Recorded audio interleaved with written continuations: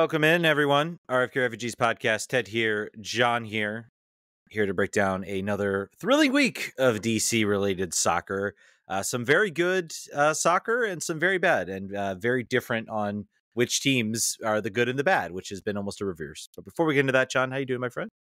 How was your weekend? I'm good. As we were just talking before the show, I was recounting all the Disney shows I've been watching. My daughter has started this thing called Disney Song Quiz she plays, where she does name that tune for Disney songs in like 3 notes, and be like she'll hear like a oboe, and she'll be like, "That I know it." So that is also a skill I have, but that is because I have been listening to iPods on shuffle for like 15 years, and I can just tell within one note with the. So like father, like daughter, I guess. That was the highlight of my weekend. How about yours? It was exhausting. I currently doing Saturday, Sundays refereeing, trying to get a more permanent space to live here in Richmond. So I won't go into all the details, but basically we're living as cheaply as we can to try to save some money and get a more permanent spot. So you don't want to get into the details. Ted, tell the people exactly where you're living right now. Give them your coordinates, your zip code, your longitude and Latin. I will do no such thing, but you're gonna get stuff sent to your house if you do that. That's me. But I, oh man, I remember that. Yes, but I've back in Richmond, refereeing, exhausting, sore, not as sore as I used to be. So again, I only refereed on one turf field, so maybe. We'll see next week. Next week I've got a tournament, and I know the place I'm refereeing, and it's all turf field. So not as sore as I used to be is not usually the path this goes. Usually that's not how it happens. My shape has been a lot better over the past year. I'll say that much. So that's been good. But I didn't do too much today. It was 4 games, 2 on Saturday, 2 on Sunday. Gave a double yellow red card on the game in an adult league game, so that was fun. Was it DC United you were refereeing? Were you giving out? Was that why you're giving all the yellow cards out? Of course, yeah. Exactly. Anyway, let's get into it. Let's talk DC United. What type of win do we describe this as? A weird, like a odd 2-1 victory, but an important 2-1 victory, and we'll get into the permutations. It really is for me. It's like weird to think about where this team is right now, where they are in the standings. Yes, they are 8th and 9th. Should there be 8 or 9 teams that make the playoffs in MLS? Probably not. We didn't make that rule though. we live in that rule. And it appears that DC now, shockingly, if you had told me this even 3 weeks ago, DC United are in the driver's seat heading into the final week of the season. Don't even need to win. They just need to draw to make the playoffs. Wild times we exist in right now. Wild times. Yeah, I mean, don't listen to our podcast like the last 2 months as far as our sky is falling. Now, listen, there is still an opportunity in 2 weeks to do the most DC United thing here and to just completely drive the car into a ditch and against a team that is just playing for positions and isn't fighting for their life like DC United is. So, keep that in mind. I'm sure most of our listeners will keep that in mind, but it also they have their destiny somewhat in their control, pretty much, and they win and in, they draw and they're in. It is a weird situation. I think you asked me what I would characterize this win as. I would say this was a gutsy win in the way that they basically did similar to other games in the year. They get the 2 goals and then sort of hold on, and it's a question of what it's going to look like. And I don't know. That was not this. New England really wasn't a threat, but it was just like the kind of win that a playoff team will get, and we don't have a lot of those. Like there's this one. There's the last one is like history book win. This one is just like you got to have these. Like these are win against a team that is got little to nothing to play for. On the road with you're down a center back. Things are just kind of weird. And the pressure's on, and you make it happen. So that's just a gutsy win.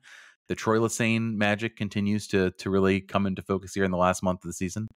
And let's see if they can. We'll talk about it, but let's see if they can get one more win, 2 more wins, and win the African Cup. 2 more wins when they that whole scenario. We'll talk about, maybe touch a little bit on that in a little bit, in the whole situation going on there. But yeah, I mean, I think.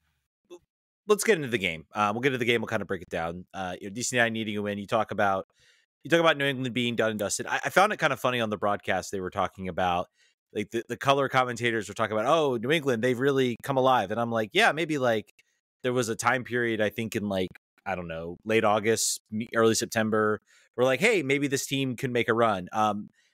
2 weeks ago, this team was literally fighting with each other at halftime of like their last game. Like they were at home. They were like arguing. They were dudes shoving each other. Vibes are very, very bad. I am very surprised. I kind of thought, man, DC United wins this game, basically buries Caleb Porter. I mean, what are the odds? I mean, DC has a habit of doing that. They win games and they get coaches on bad teams let go. Like that's kind of like the last straw. Is like you lose to DC United, you don't deserve to have your job. Hand in your keys.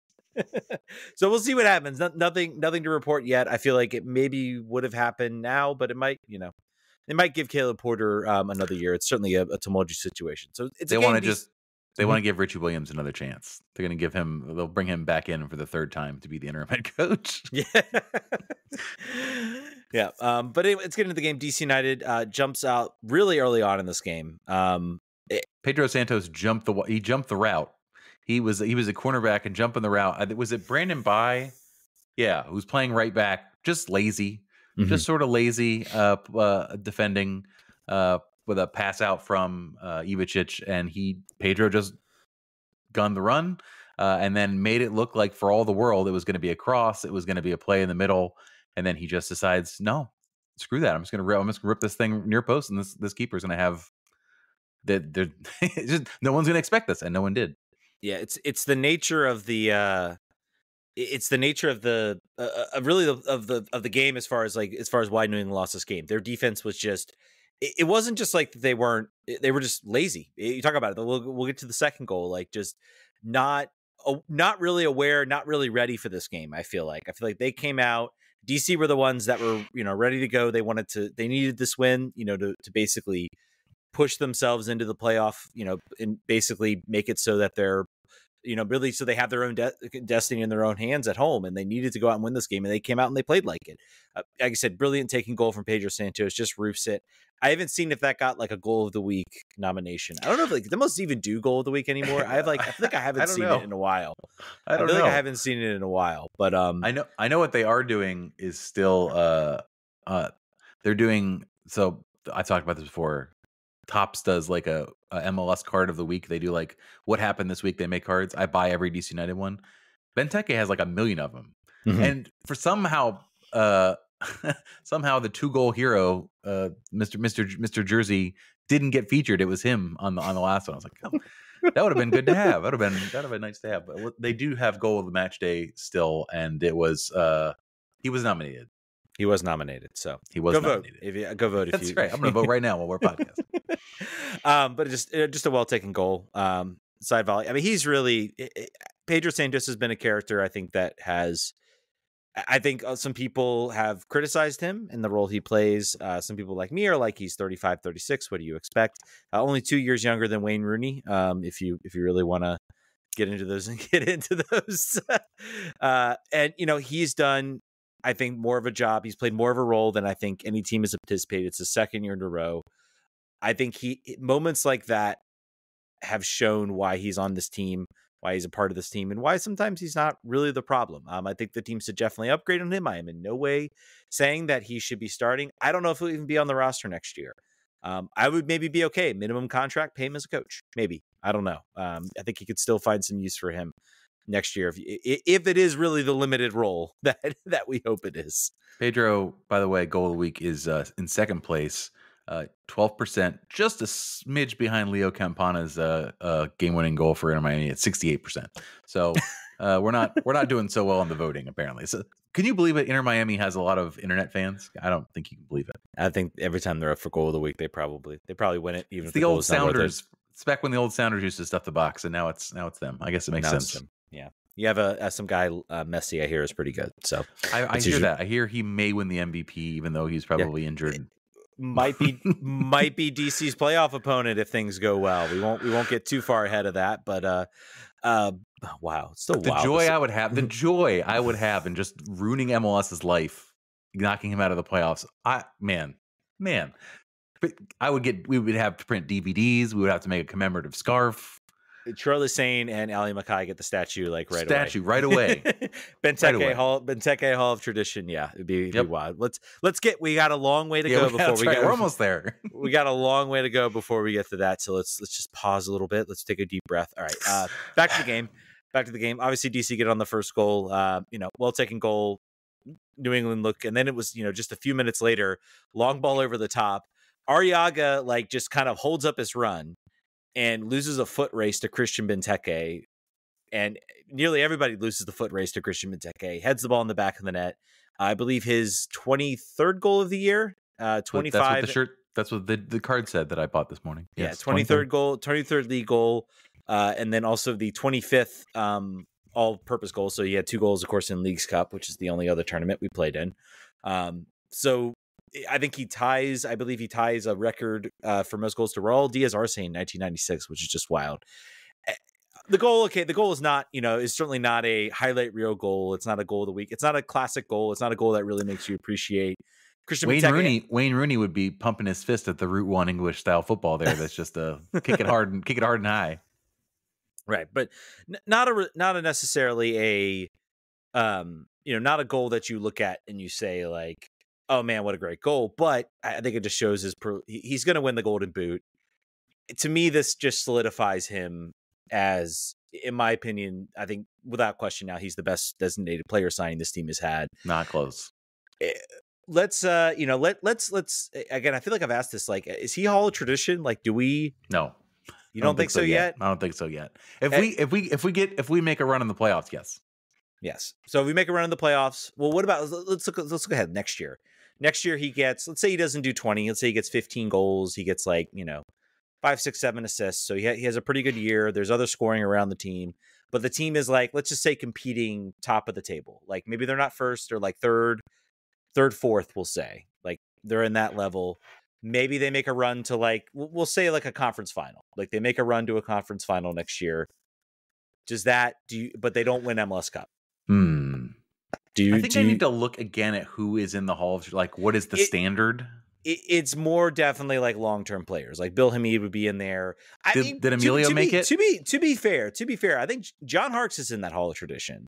And he only played 96, 97, 98, maybe 99, and then he was traded. So 4 seasons, not a whole lot. But again, obviously people are going to be screaming at me. Yes, I know 3 MLS Cups. I want to check that, by the way, to see when John Harkes was there. But yes, I know 3 MLS Cups. He obviously deserves to be in that Hall of Tradition. I'm not at all saying that they're comparable anyway. 96, 98. So he actually only 2 MLS Cups with DC. So and then he went to New England. So do you know that DC United on their webpage does not have anything about the Hall of Tradition?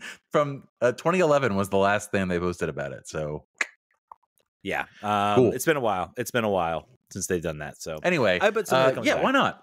It's certainly the player that might have turned the page, right? Yeah, and I think you have to, on a certain sense, you have to kind of adjust with how the league sort of adjusted. The league was very, very different, back in the early days with who stayed here, how long players stayed here. Longevity is not a thing.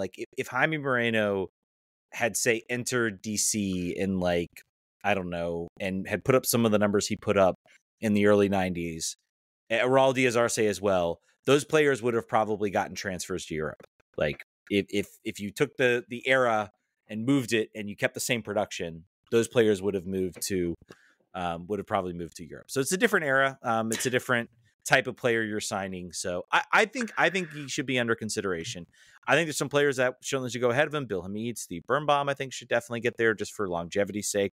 I think Russell Canouse, once he hangs up his cleats, should certainly be on that list as well for how long he played with the team. Those are my 3. Those are my only 3 that I would consider for that. But I will tell you, no Hall of Tradition, but still supporters content creators network is still on the website. So cool. We got that. We're still on the internet. We're still there. All right, but Christian Benteke with the goal. And then from then on, it was kind of and we'll get into sort of the lull, the game set in. I think DC United kind of jumped out to that 2-0 lead. And then it was okay, we don't have to push this game anymore.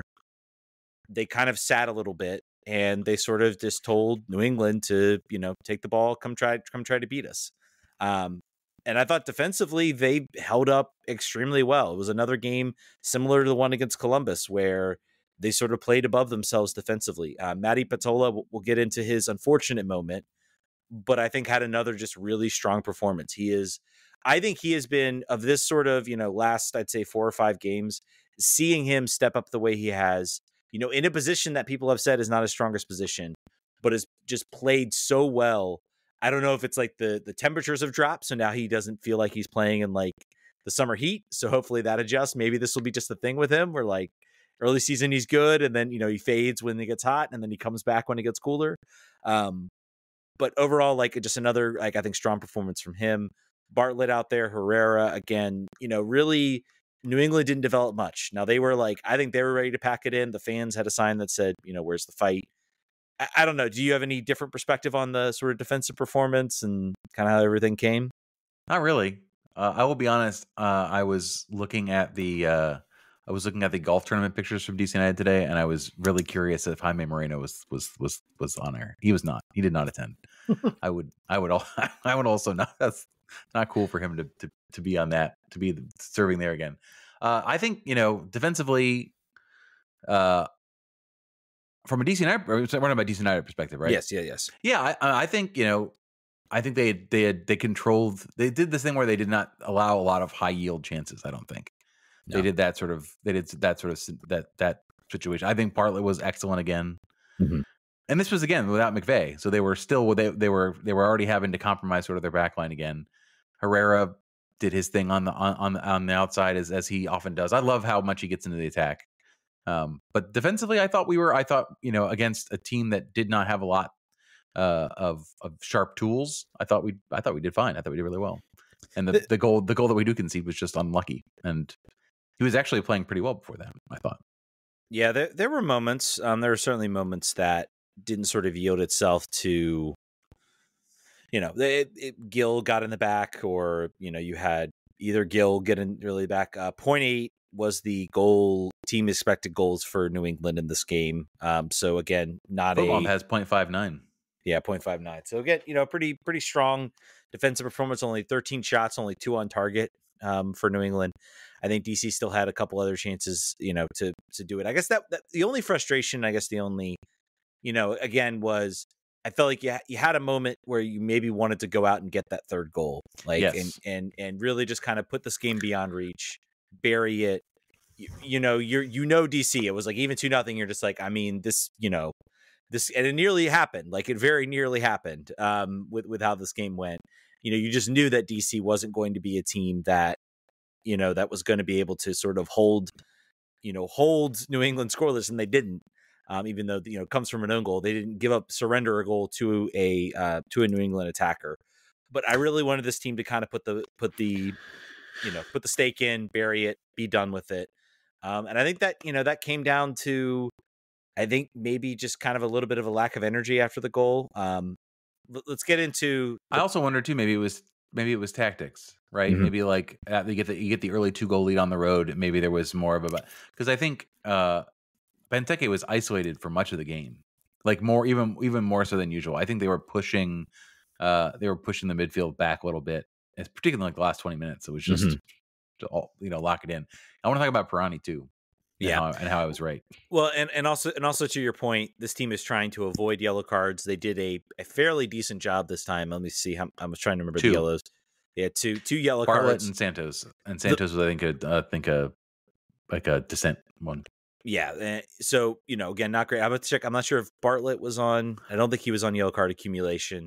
Benteke was the real worry. He was on his last yellow card. They needed to avoid that. I don't remember the person on Discord. If you're asking the question, well, what happens if he picks up a yellow against Charlotte? It actually won't matter. The yellow cards reset, and they literally say if you pick up a yellow and then you have a game in the playoffs, you are not suspended for that playoff game. So good. Benteke is off the list, and you could tell late in that game he was like jumping, but kind of like half jumping and being like, "Oh, I'm not gonna," I mean, a tie, giving up a tie versus having him missing for that final game would be just a devastating blow. And I think it was worth it. It was worth it for, this team needs to learn how to defend, and they need to learn how to hold leads. And I think this was kind of an important moment. Let's talk Gabriel Pirani. Starts the game. We kind of went, well, who's going to start? Is it going to be Ted Kudu-Pietro? Is it going to be Gabriel Pirani? Answer was yes. Both Ted and Gabriel Pirani were out there. Yeah. Let's preface this. Okay, let's preface this. I think these past few weeks, Gabriel Pirani has gone from a player that I think John and I have both said, we're not sure if this guy should really stick around. Maybe we get somebody else in. We're not sure we see anything there that this guy can really be good or grow.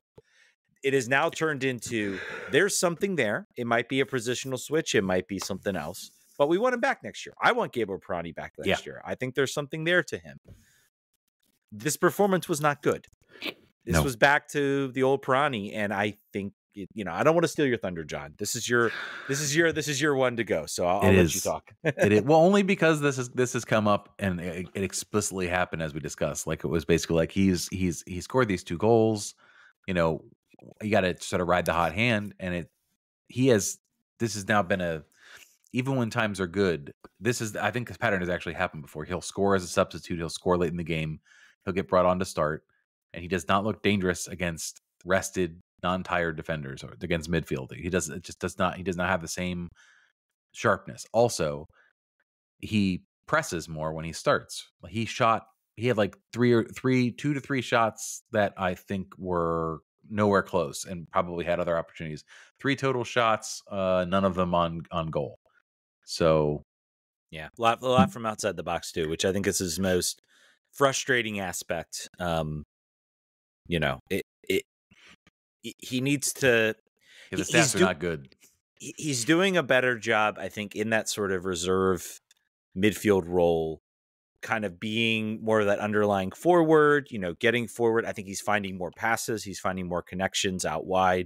He's doing a better job with that. I won't say this was a completely wasteful performance. He had a couple, I think one good moment, like one good dribble, one good connection a chance with Ted Kudu-Pietro.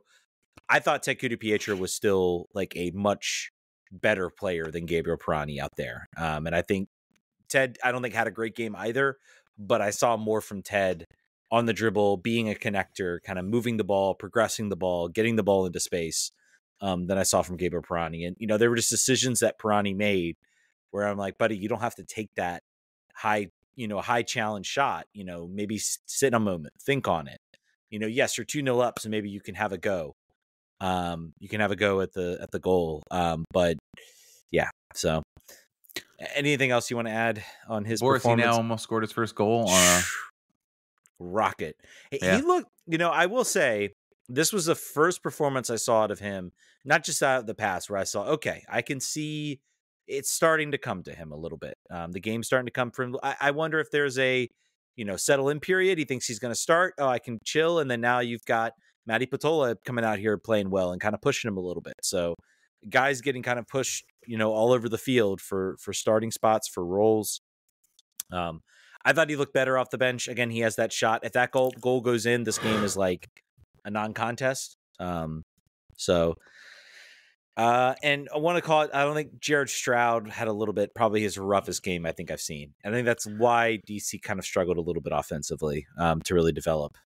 Not a whole lot was coming down that right side. So, but the good news is that we had a recently injured player, David Schnegg, return to the roster, which then can probably change, or the active roster that could potentially change what our backline looks like going forward. So we can go back to the four-man backline potentially. Yes. Yeah. So hopefully, and we'll see, he'll probably, I imagine he will get some minutes in the Africa Cup would be my guess. I don't believe he's probably not going to get called in because of his injury. I wouldn't imagine he gets called into the Austrian national team. I hope not. They better not. I don't think they will. I think, he's on the bench. He clearly isn't ready to play. I'm sure they're in communication as to what his status is. So, I don't think he'll be there. But if you want to be our RFK Refugees correspondent for Africa Cup, please inquire within the DMs. We'll see what we can do. Get you up close and personal. Yeah, I'm just hopeful. No injuries. I think Benteke, everyone who's important, Benteke gets a rest. Everybody gets a rest. Who's playing minutes? Maybe we get some guys in. Maybe I'd be curious to notice the status of guys like Akambone, of Hopkins, guys that have been out for a while. Maybe it's an opportunity to get them minutes, to get them to where The they only can one. maybe. This is it. They've got to figure it out. Get at least 15, 20 minutes in there. I want them to play it like Celtic, where they were just like, Benteke, you can watch. You can play in the 5 minutes. Click, you can play 10 minutes. And even that, I would probably say no. I would just say, just week of training, guys. Relax. Take it easy.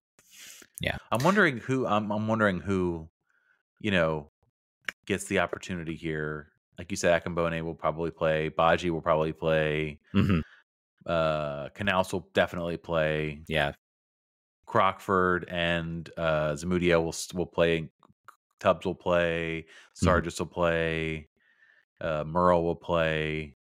McVay might play since he was injured. Get some work. Hopkins, Garay.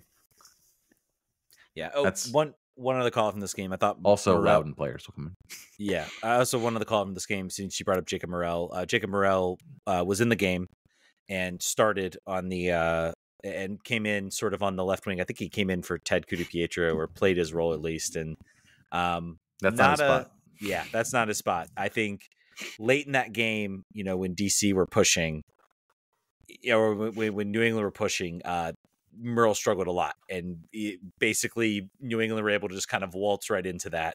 He did not do a good job kind of holding down that wing spot. So again, he's young, he'll learn. I'm not expecting perfection out of him, from a guy who's basically just played striker as a professional. So, but let's talk about, obviously we haven't talked about the goal, but unfortunate own goal from Adi Petola. He's trying to clear the ball. He's trying to, and I think Bono was frustrated because he's like, look, man, I had that. Like, I read it all the way. I was just going to step up, collect it. And, just some communication issues. I think an unfortunate goal. I think there's some people that, will maybe jump on him for that. I think it's unfortunate that it kind of overshadows what I thought was, again, another strong game from him. And then, New England kind of woke up, and I saw that goal and I was like, oh goodness, is this where it like I keep waiting for these moments where it all unravels. And boy, let me tell you all, I'm hopeful that things are going to go well in 2 weeks time. But believe me, Decision Day has been a horror show for DC United in multiple ways. Things have almost never gone well for us on Decision Day. I can't remember the last time we had a consequential Decision Day win.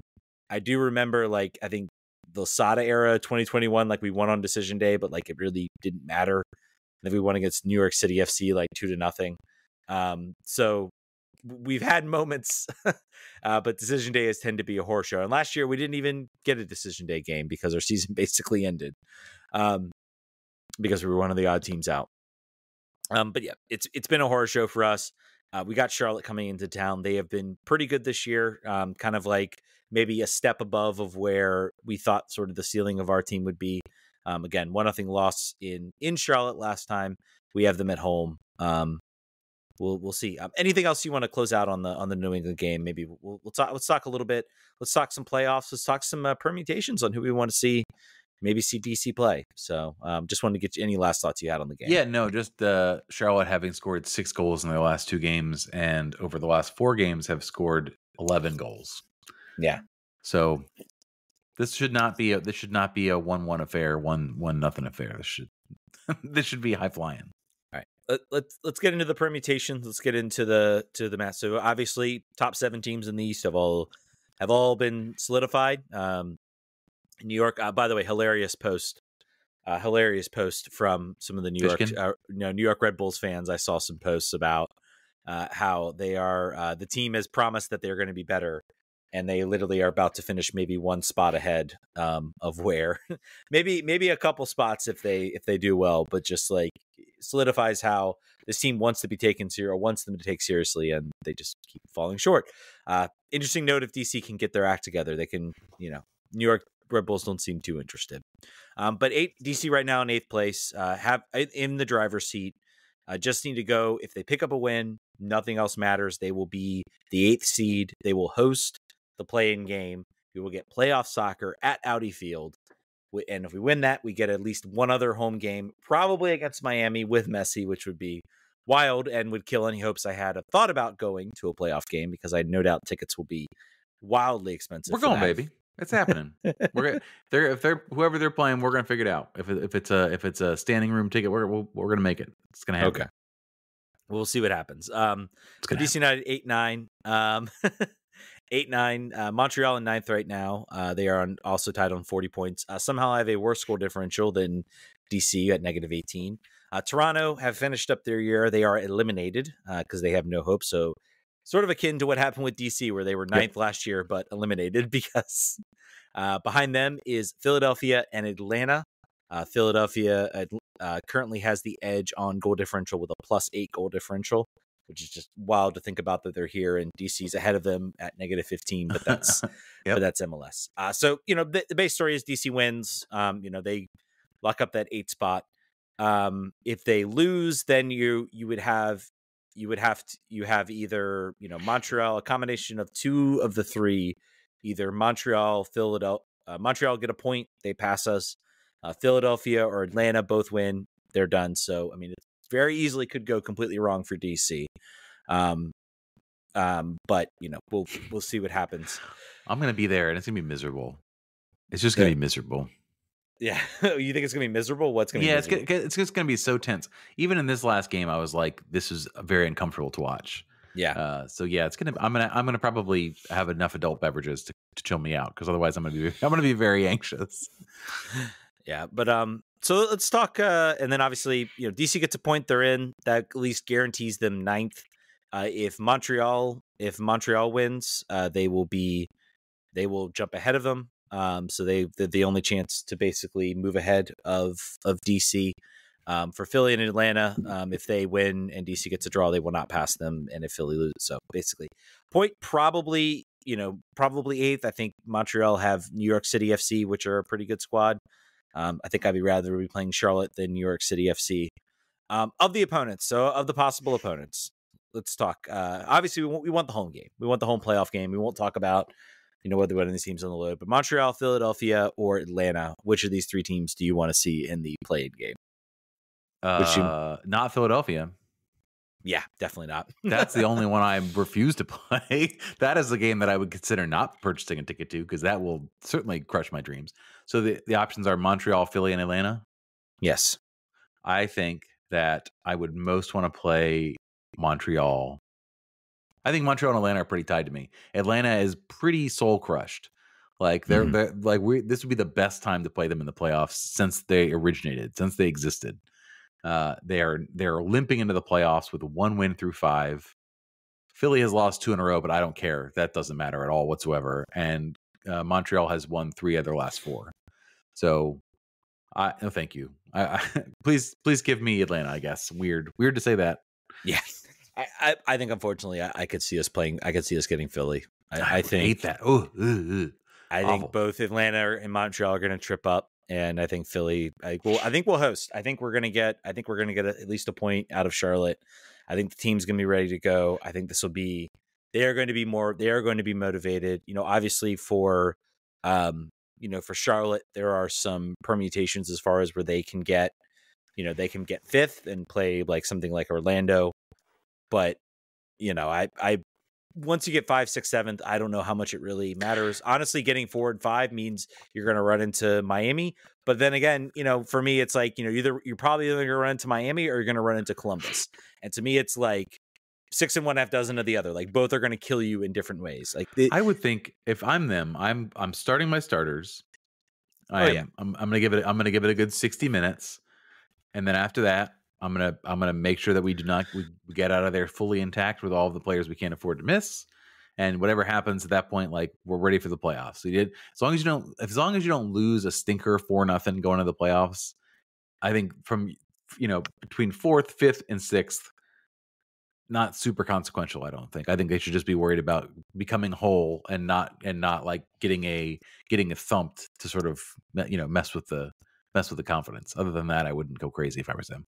That's wishful thinking. I don't know. The way you have to look at this is you have 2 weeks now, basically now. So you got players that are going to go on international break. That's going to be challenging, I think, for some. Maddie's one of those. Maddie's one of those. Aaron Herrera, I'm assuming, is one of those. So please stay healthy. would be the call. But other teams are going to have players go away for international break. It's, the nature of the game. But, if you still have plenty of starters that aren't going to be on international break, so they're going to have 2 weeks off of no games. You do not want to, the biggest criticism that the playoffs used to have for some teams, for teams that particularly finished first, it was that they had like 3 weeks before they actually played any games. That's part of the reason why MLS went to this sort of 3-match system, was to basically prevent the first round from teams kind of just like having sort of a one-off game and falling off, and they get sort of a chance to play a bad game and still not have their entire playoff season, dashed. They can sort of recover from it. So, and also, also to guarantee, at least one home playoff game. There is certainly a monetary reason. But I think another sort of sporting reason was you had all these teams that were, winning, that were top of the table, and then they had 3 weeks off, and then they looked extremely rusty against teams that had played a couple matches beforehand and were beating those teams. So I think this was a way to kind of, level the playing field a little bit. I think it worked, as you got, literally the top teams, in the past playoffs. So, So again, you're going to want to play your starters in this last game. You're going to want to keep that symmetry up, keep guys fit, keep guys fresh. If you slack off and rest players, even if you have nothing to play for, you're still going to potentially run into problems unless you've got injuries to deal with. Guys are going to play their starters. So I expect Charlotte to roll out their starters. I expect Montreal, Philly, Atlanta, obviously, to roll out their starters. Every team to roll out their starters, even if there is absolutely nothing for them to play for.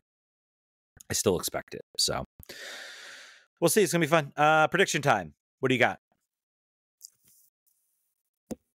I'm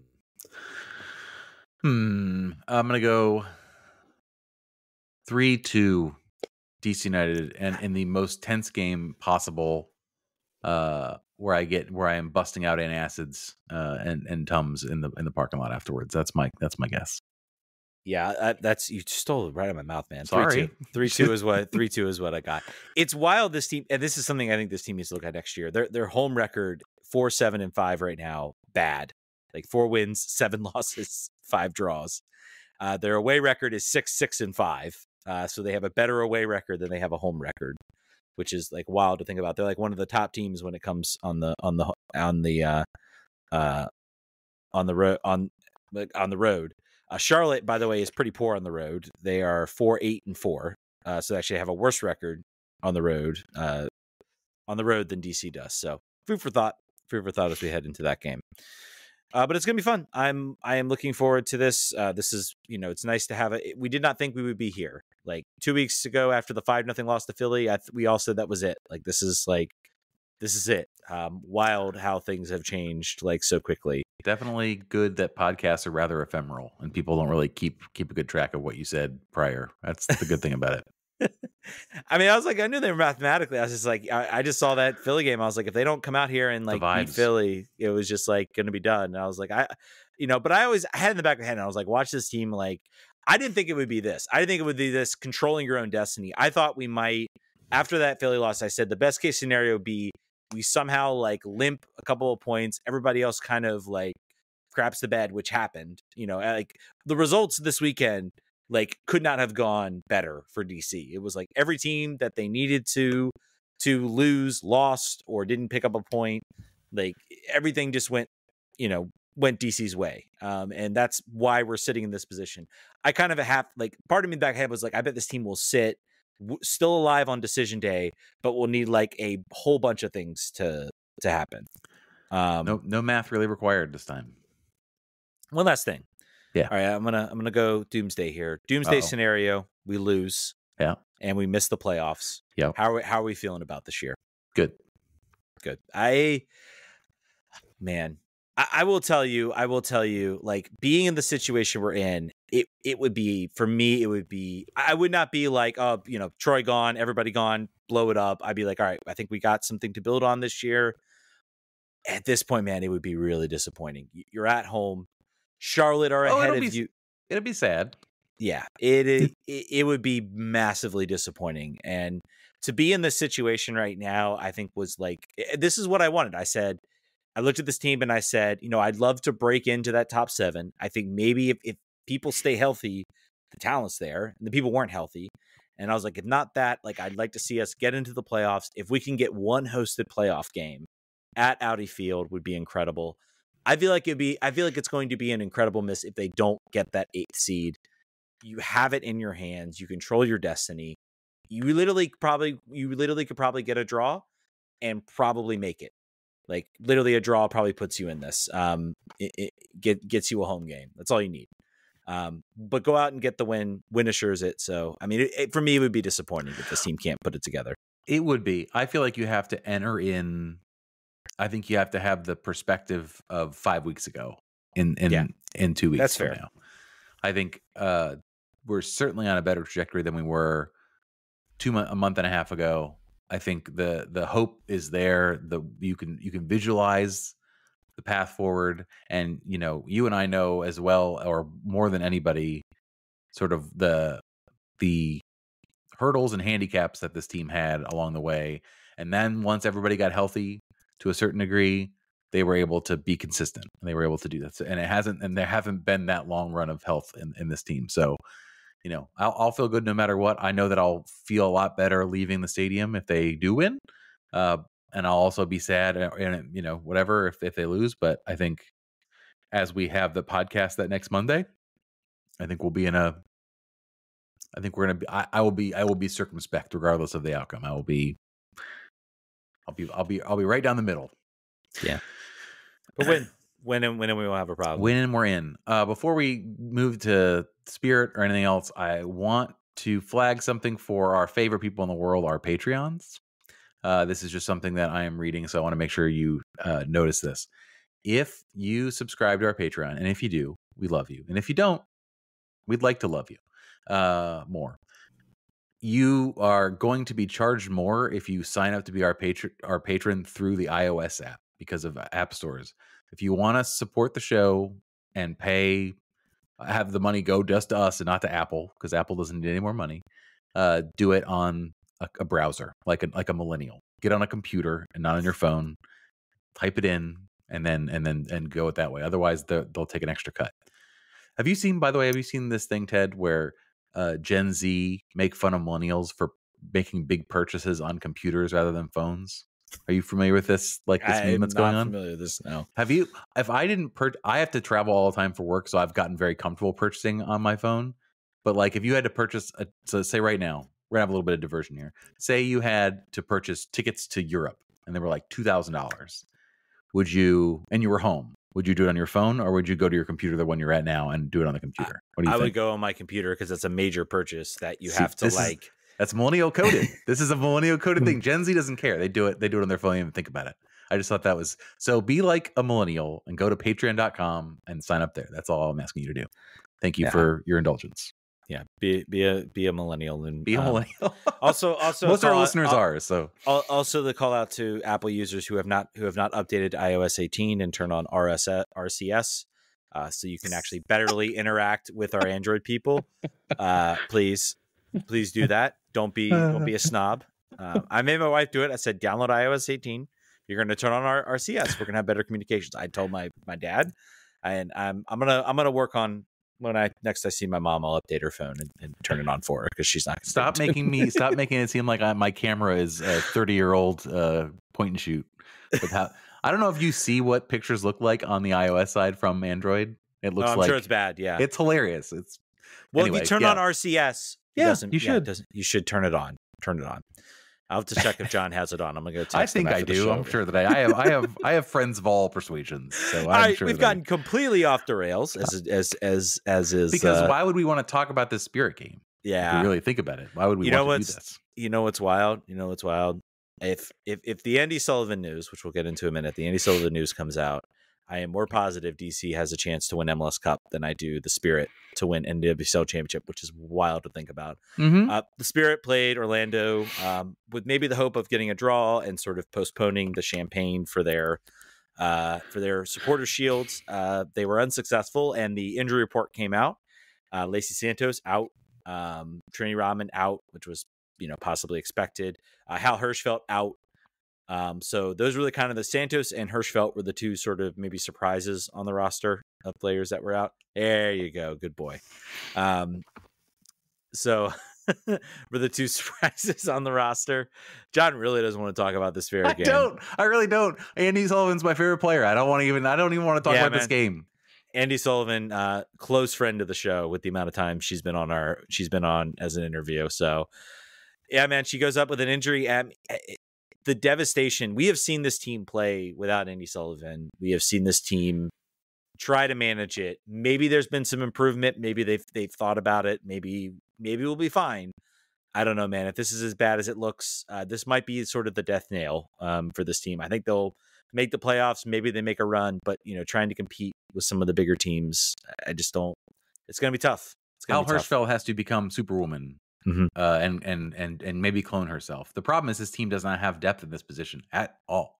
They don't. They've got it everywhere else in the field in some ways, but nothing here. And there's nothing coming. So it's a big concern. We don't know as we're recording here on Monday night. We don't know. I've seen people speculate she's been dealing with meniscus issues throughout the year, so maybe it's just that. Jonah was asked in the press conference. He said, "I don't know, but it looks bad when a player is carted off like that." It is bad, typically. So, you got to cross your fingers. You got to hope. It's just, it's not great. What is your solution in your mind if it is bad? Well, what would you do? Do you pay, is it Hirschfeld Mateer? Do you move Mateer back into the defensive midfield spot, even though it's been kind of not great? She's looked much better as sort of that right-sided player. I think there's an argument maybe bring on an extra attacker. I don't know. Up top, move Lacey Santos deeper in the field. That's an idea I have. Maybe that could work. I don't know. It just feels they really just don't. They don't have like a good answer. Like Andi Sullivan. Trini Rodman's the best player on this team. Andi Sullivan is like the most irreplaceable player when you talk about it. So. Mark Krikorian needs to spend money and time figuring out what that looks like. What does next year look like because right now they want to pair two midfielders that are both basically serving as eights. They're both linking, and Lacey Santos cannot be pushed further back because without a healthy Trinity Rodman and without a Croy, they have trouble generating any chances up the middle. So they have to have Lacey needs to be closer to goal. I don't know, man. It's going to be tough. Whatever they're going to have to figure out, it is. To your point, the optimism is halved if this is a long-term injury. No matter else who comes back in, it's just really unfortunate to go this entire way in this position and then now find yourself here in a game. I was half thinking we were going to roll out a skeleton crew anyway because the Supporters Shield was going to be decided either this week or soon. It wasn't going to make it. We were not going to overtake them. We had some major injuries short and we're on the road and, it's tough. And then you saw the injury report with Santos out and I'm trying to think, were there any others? You said there were some surprises. I'm trying to remember. How Hirschfeld was out. So right. Again, hopefully that's just precautionary. I'll be curious to see what the lineup looks like next weekend. They are Sunday, 5 p.m. against Racing Louisville. And then they have, game against the Red Stars. Hopefully you can pick up two wins there. You can sort of solidify second place at least. It's going to be tough though. I'm curious to see, how the coaching staff figures this out because it's going to be and we didn't actually talk about the goals or the game really in general. And the game, the stat that matters most to me was Orlando 6 fouls, Washington 22 fouls.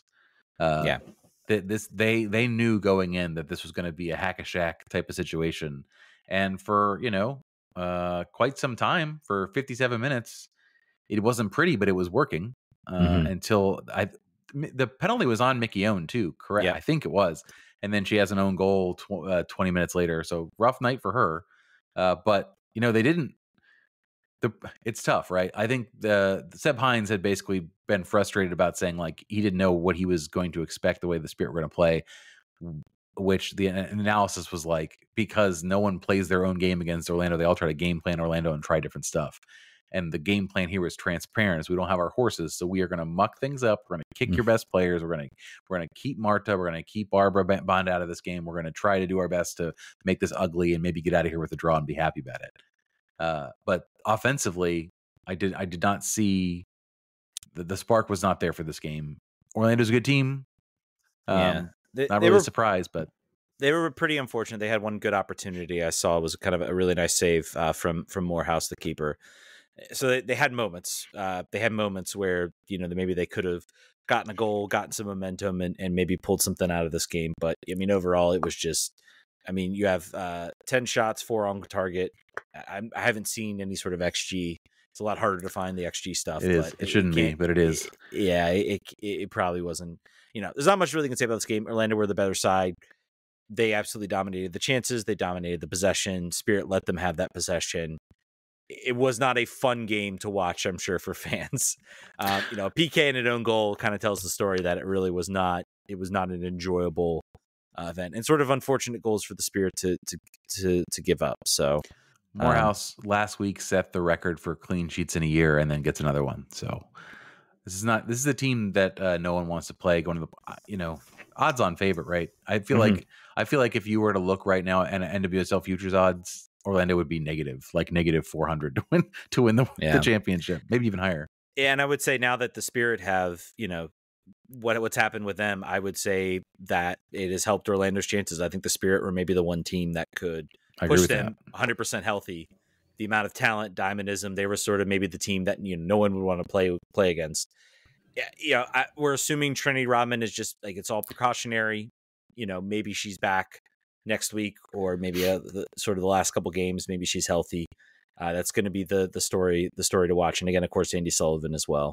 I'm hopeful that they were just like, she's like, yeah, it doesn't feel good. And I was like, okay, we're not even going to chance this at this point. We're just going to, you're done. We're going to cart you off. We're going to basically not do anything. We're going to put you on bubble wrap and, maybe things will be better. The Trinity moment we all thought was really bad. And then it turned out to be back spasms. So hopefully a similar moment here. So remains to be seen. We'll see what the injury report looks like. I think with that's going to do it. I don't think there's anything else we really need to talk about. I just was curious. Oh no, I'm sorry. Orlando Pride is still a plus 230 to win the championship. The Spirit are plus 320 now. I bought them at plus 750 in June, which I felt very confident about then. Now I kind of want to cash it out. Are you getting a good cash out on it? No, $7 on a $5 bet. $2 extra makes some money. Maybe so, because I'm really. I guess I'll wait for Andy news. Yeah, if it's confirmed ACL, I may take a $2 profit and move on. I was also hoping to attend the game in person, but now I have work travel on that weekend, so I can't go, unfortunately. Yeah, the betting odds might be like, oh, Andy's out. We'll see how much this is the good thing. This is the good thing about NWSL being a backwater and MLS betting too. That's true. They don't update things very quickly. Yeah. All right, folks, that's going to do it. Thank you guys so much for listening. We're back on our Monday, and hey, we had a mostly good show without any technical issues. We did have to reduce the quality. I think we had a very good show, Ted. I think we had some really good diversions and digressions. I think it was good. Mostly, I'm talking technically. Everything held up, which is good. Which is good. All right, folks, we'll talk to you later next Monday. Vamos.